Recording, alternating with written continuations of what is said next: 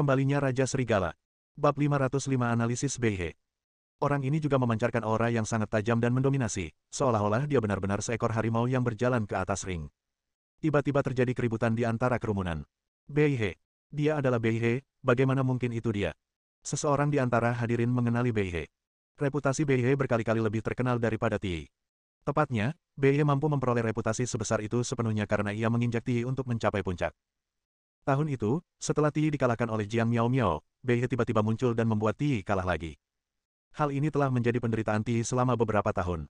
Selama bertahun-tahun, dikatakan bahwa Ti telah mencari keberadaan Beihe dan bersumpah untuk membunuhnya dengan tangannya sendiri. Hanya saja Ti berumur pendek, dia baru saja bertarung dengan Jenderal Xuan dan kehilangan nyawanya. Meskipun Ti bersumpah untuk membunuh Beihe, semua orang tahu bahwa itu hanya angan-angan Ti. Faktanya, kekuatan Ti tidak setingkat dengan Beihe. Semua orang tahu bahwa Ti tidak dapat membunuh Beihe.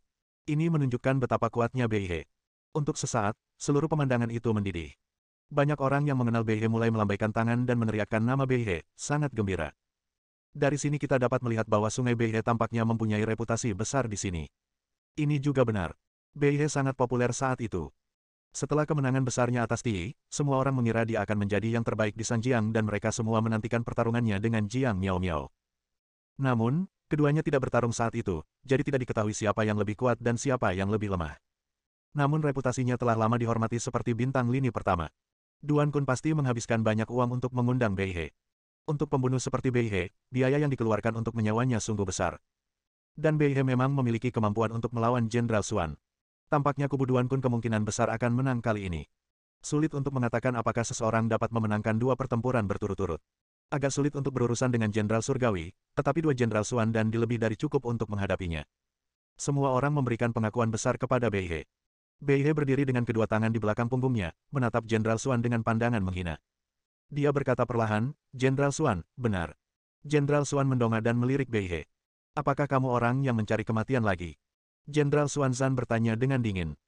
"Kau tak perlu tahu namaku, karena orang yang sedang sekarat tidak perlu menanggung beban yang begitu berat," kata Beihe dengan tetap bersikap rendah hati. "Bagus. Bagus. Bagus." Semua orang bertepuk tangan, seperti yang diharapkan dari Dewa Perang Sungai Utara. Kamu berbicara dengan sangat percaya diri. Orang yang sedang sekarat tidak perlu pergi dengan begitu banyak beban. Ini adalah pepatah yang sangat bagus, sangat bagus. Duan Kun, kakek Gao dan yang lainnya mengangguk. Jelas bahwa Beihe tidak mendengarkan yang kuat dan bukan tandingan Ti. Mereka penuh percaya diri saat ini.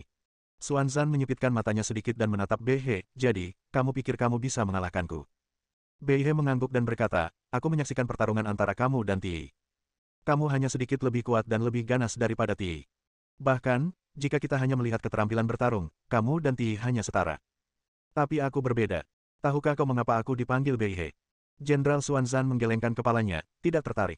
Beihe melanjutkan, "Ini adalah selatan, dan kekuatanku bagaikan sungai besar yang mengalir dari utara. Sungai itu mengalir tanpa henti, berkelok-kelok sejauh ribuan mil, dan momentumnya sekuat bambu yang terbelah. Ini seperti kekuatanku, datang dari utara, tak terhentikan. Bagus, sangat bagus, sangat bagus." Mendengar perkenalan diri Beihe yang kuat, beberapa orang merasakan darah mereka mendidih. Ya, sungai besar yang mengalir dari utara, berkelok-kelok dan memanjang, kekuatan yang dibawanya benar-benar mengerikan. Hanya mereka yang benar-benar berkuasa yang berani menggambarkan dirinya sebagai dahe, dan Beihe jelas merupakan salah satu orang seperti itu. Xuan Zhanjiang sama sekali tidak tertarik. Dia berkata dengan tenang seperti biasa, "Lalu apa?" "Sangat sederhana. Yang ingin saya tekankan adalah kekuatan saya 10 kali lipat dari Tei, dan kemampuan bertarung saya 10 kali lipat dari Tei. Jika digabungkan, kekuatan dan kemampuan bertarung saya setidaknya 5 hingga 8 kali lipat dari Anda. Bisakah kau mengerti seberapa besar jurang pemisah antara kau dan aku?" Beihe menganalisis dengan jelas. "Bagus, sangat bagus, sangat bagus." Mendengar kata-kata percaya diri Beihe, semua orang bertepuk tangan dan bersorak. Beberapa orang begitu gembira hingga mereka mulai berteriak, "Bunuh dia, bunuh bajingan bodoh ini. Beritahu dia betapa mengerikannya Dewa Perang Beihe, dan beritahu mereka konsekuensi membunuh seseorang di kota Sanjiang. Ya, Dewa Perang Beihe, balaskan dendam kepada 4 keluarga besar." Jenderal Xuan menjelati dagunya dan berkata dengan serius. "Sepertinya dia punya beberapa keterampilan. Lebih baik kau jangan mengecewakanku." Jenderal Xuanzan mendengus dingin, lalu dia membungkuk seperti busur panjang dengan bulan purnama tergambar. "Dewa Perang Beihe, hati-hati, orang ini akan menyerang." Semua orang khawatir tentang Beihe. Namun, Beihe dengan tenang menganalisis, "Pria ini akan menyerang dadaku. Saat ini, aku hanya perlu sedikit menoleh ke kiri untuk menghindari serangan gunturnya.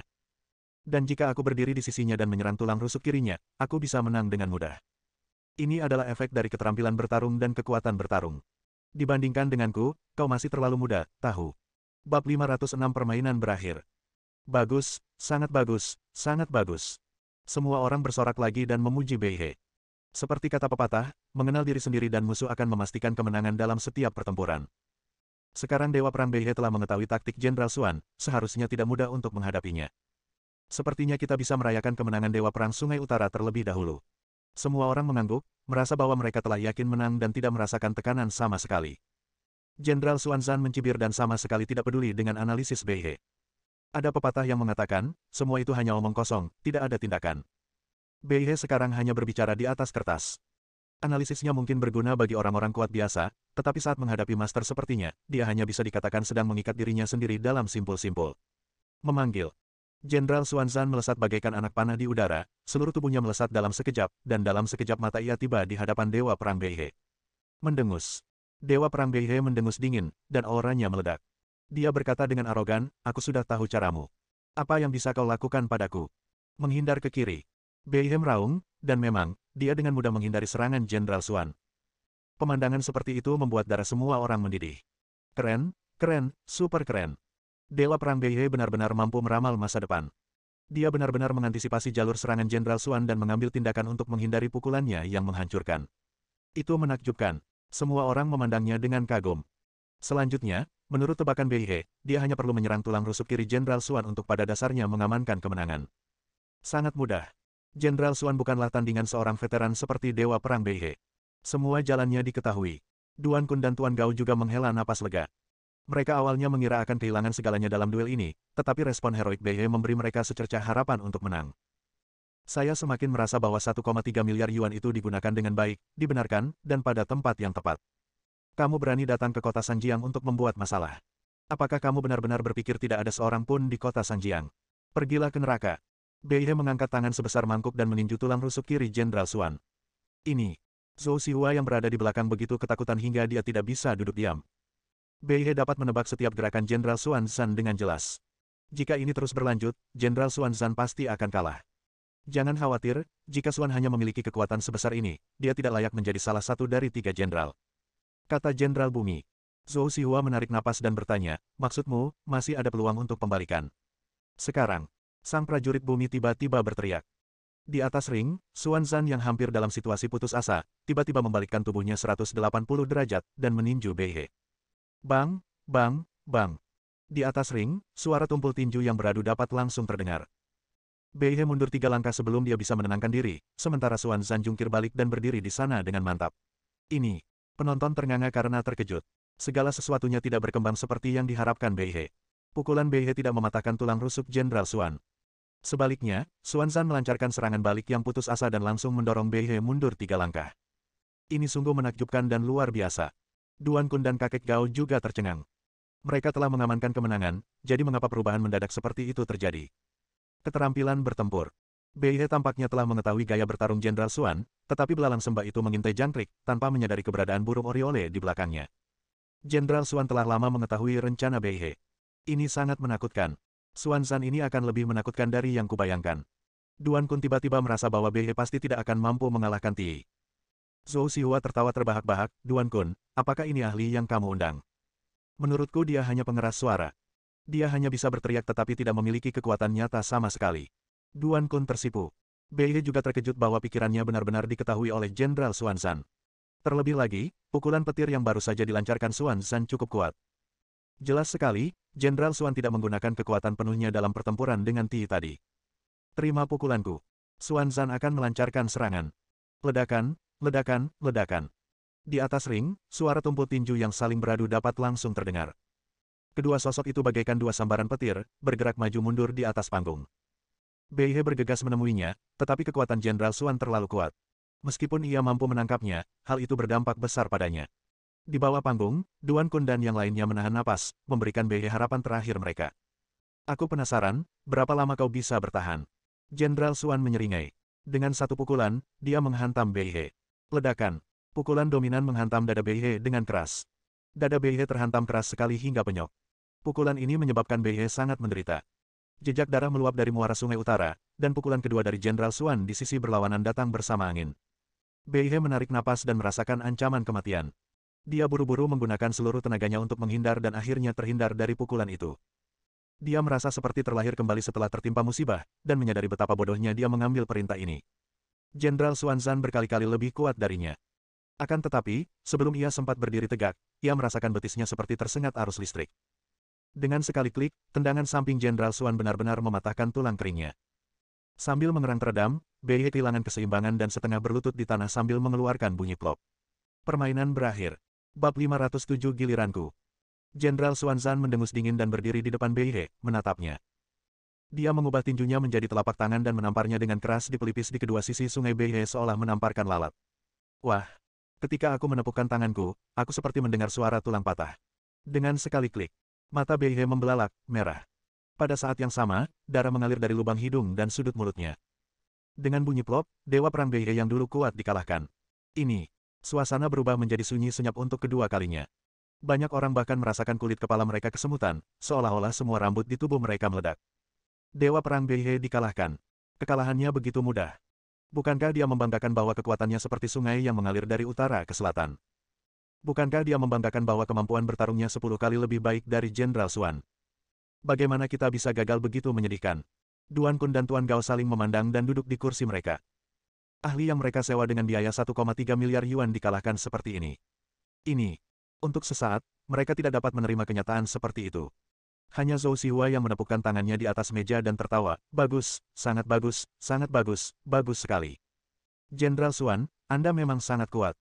Sekarang, lemparkan dewa perang mereka yang sok suci itu ke hadapan Duan Kun dan biarkan dia melihat bahwa inilah dewa perang yang mereka banggakan. Xuanzan menendang Beihe dan menendangnya keluar dari ring seperti anjing mati. Setiap orang yang hadir merasakan guncangan tiba-tiba di hati mereka. Zhou Xihua dan Jenderal Xuan terlalu bejat dan gila. Duan Kun, Tuan Gao, Gao Yalan dan yang lainnya semuanya tampak sepucat kertas.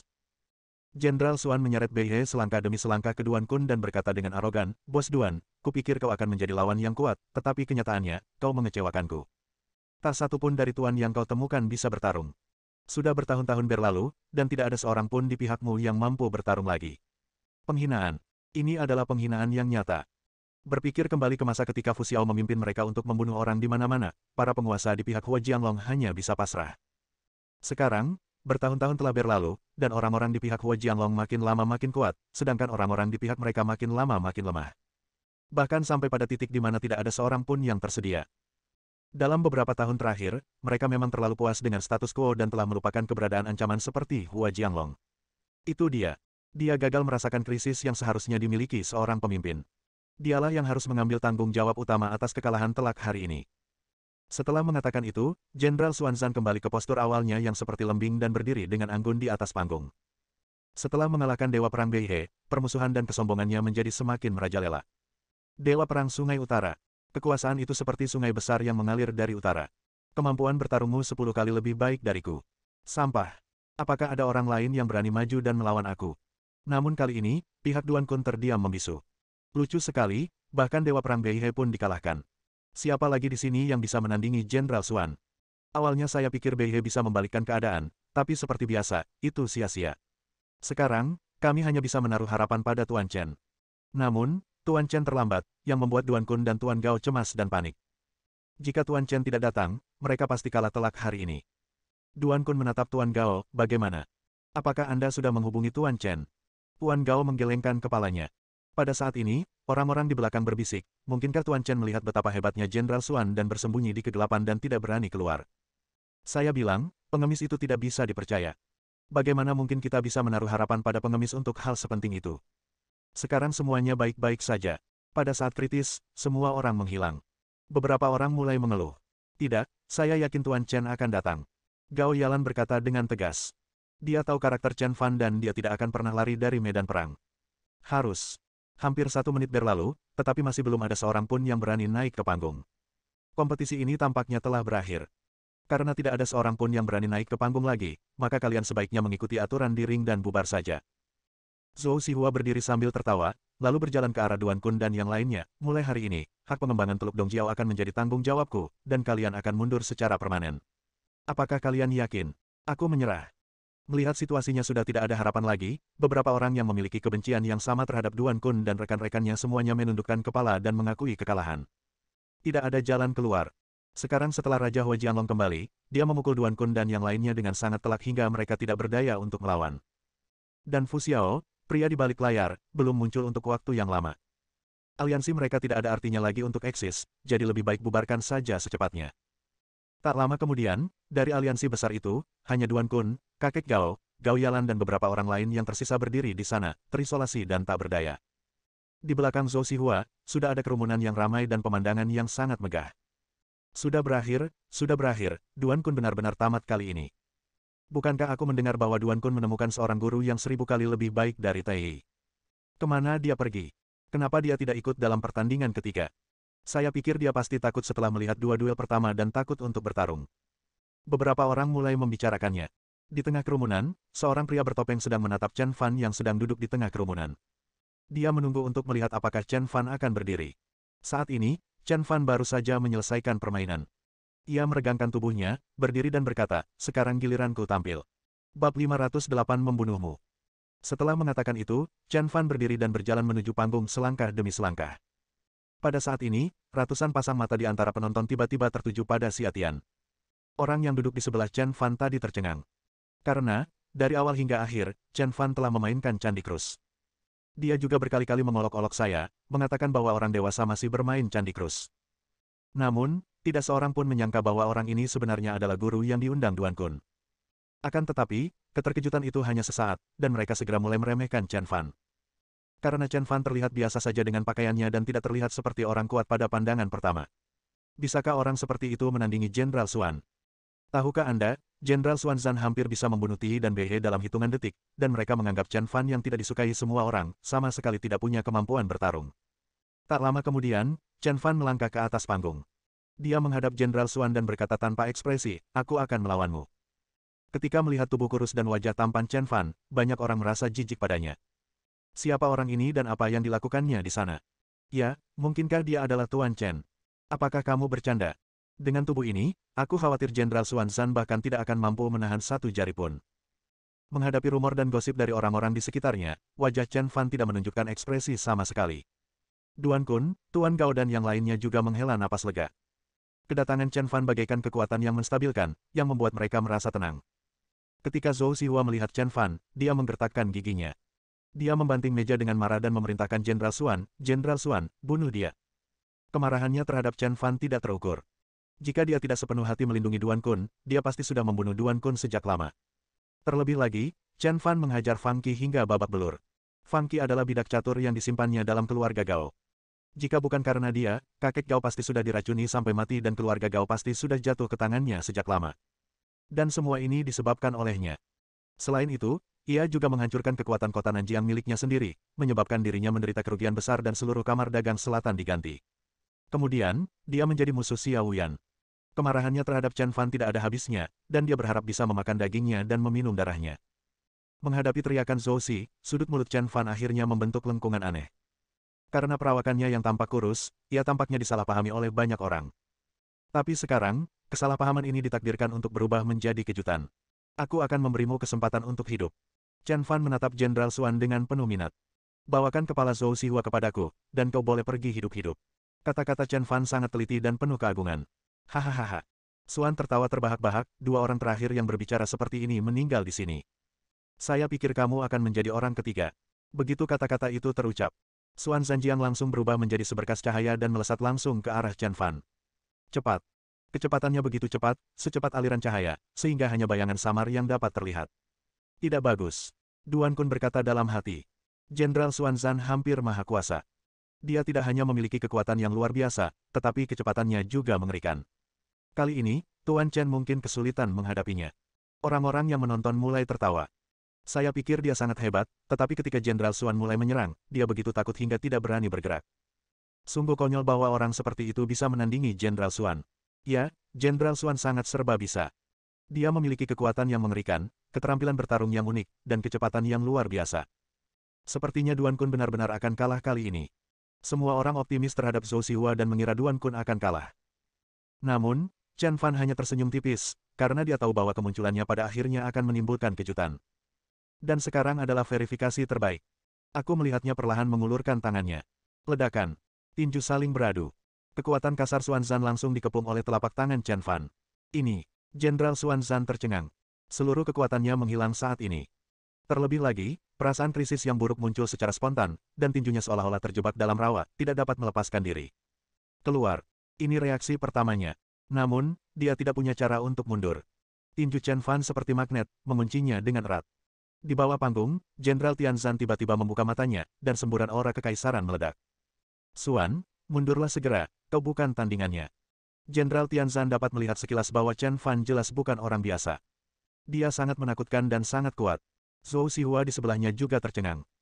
Tianzan Jiang telah menutup matanya dari awal hingga akhir, tetapi saat Chen Fan muncul, sudut matanya tiba-tiba terbuka, dan pada saat yang sama, gelombang udara yang mengerikan terpancar. Ini adalah keinginan untuk bertarung, yang menunjukkan bahwa Tianzan menganggap Chen Fan sebagai lawan yang sesungguhnya. Hal ini belum pernah terjadi sebelumnya, yang menunjukkan bahwa Chen Fan memang sangat kuat. Hal ini membuatnya semakin ingin membunuh Chen Fan. Setelah menerima perintah tersebut, Jenderal Xuan tahu bahwa dia bukan tandingan Chen Fan dan ingin segera mundur dari medan perang.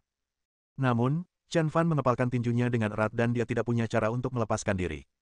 Mau pergi, kata Chen Fan dingin. Aku memberimu kesempatan, tapi kau tidak menghargainya. Sekarang sudah terlambat untuk pergi. Jenderal Xuan akhirnya panik. Dia menatap Chen Fan dengan ngeri dan bertanya, apa yang akan kamu lakukan? Sangat mudah. Chen Fan seperti dewa perang 9 hari, suaranya merendah, dan dia mengucapkan dua kata kering, bunuh kamu.